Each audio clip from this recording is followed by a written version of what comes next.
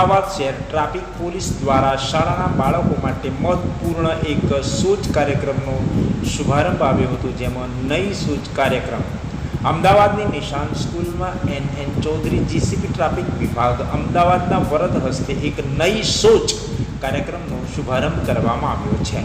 અમદાવાદની વિવિધ પ્રાથમિક અને માધ્યમિક શાળાઓમાં દર શનિવારે ટ્રાફિક પોલીસ દ્વારા વિદ્યાર્થીઓને ટ્રાફિક અવેરનેસ, ટ્રાફિકના નિયમોનું પાલન, સતર્કતા, સુરક્ષા, સલામતી અને સાવધાનીના પાઠ ભણાવવામાં આવશે, જેનાથી બાળકોમાં શિસ્તબદ્ધતા કેળવાય તો માર્ગ અકસ્માત અને ગુનાખોરીના આંકમાં ઘટાડો થઈ શકે તેમ છે।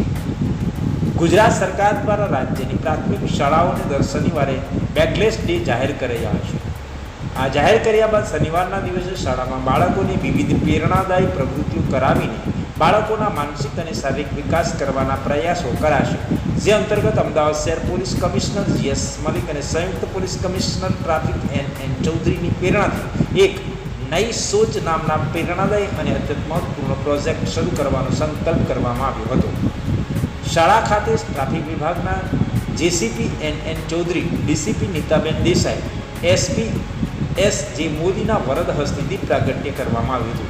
શાળાના બાળકોએ તાલીઓના ગડગડાટ સાથે એક નઈ સોચ પ્રોજેક્ટનો વધાવો કર્યો હતો।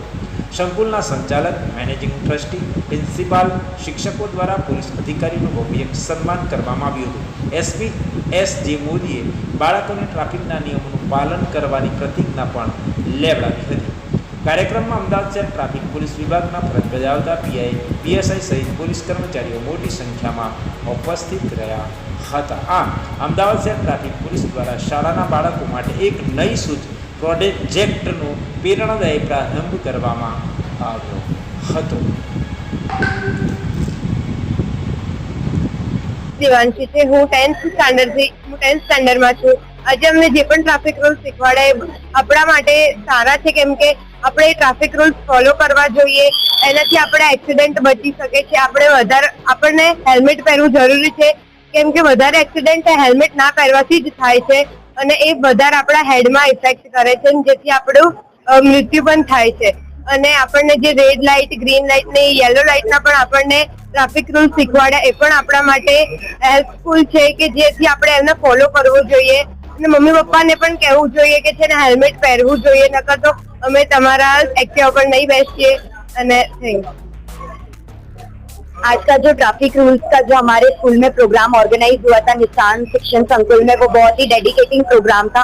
हमको बहुत कुछ सीखने को मिला कि हमें हमारे सेफ्टी रूल्स, जो हमारे ट्रैफिक रूल्स है, वो हमें फॉलो करने चाहिए। हमारे जितने भी पुलिस ऑफिसर्स की टीम हमारे स्कूल में प्रेजेंट थी, उन्होंने हमें बहुत सारे गाइडेंसेस बताए कि हमें रेड लाइट पे स्टॉप होना चाहिए, हमारे लाइसेंस अंडर 16 के हमें नीचे ड्राइव नहीं करना चाहिए, हमारी प्रॉपर एज पे हमें हमारी जो व्हीकल्स है उनको फॉलो अप करना चाहिए, और हमारे जितने भी रूल्स है वो हमें आज बताए गए। हमको बहुत कुछ आज सीखने मिला।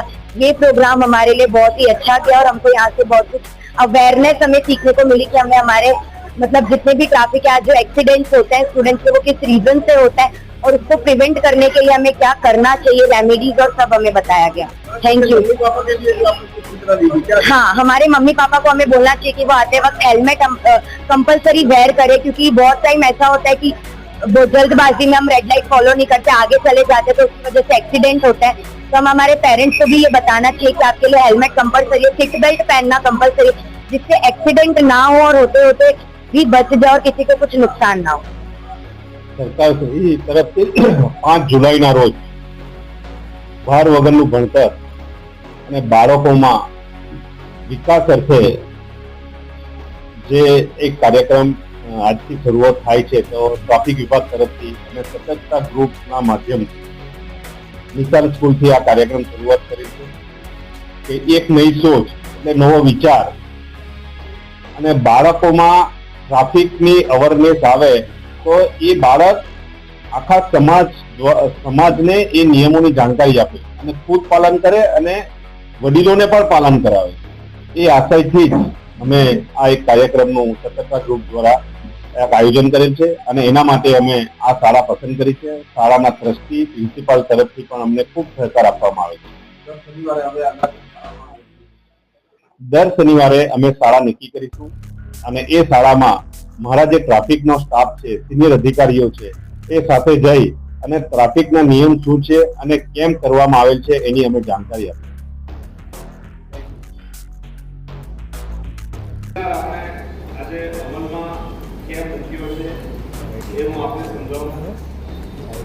ગુજરાત સરકાર દ્વારા 5મી જુલાઈના રોજ બાળકોના કે બાર મહિનાનું ભણતર જે નાના ધોરણોમાં હતું કે જેમાં બેગલેસ એટલે ખાલી બાળકો જાય ત્યાં અંદર શાળામાં ભણે એક્ટિવિટી કરે અને હોમવર્ક કે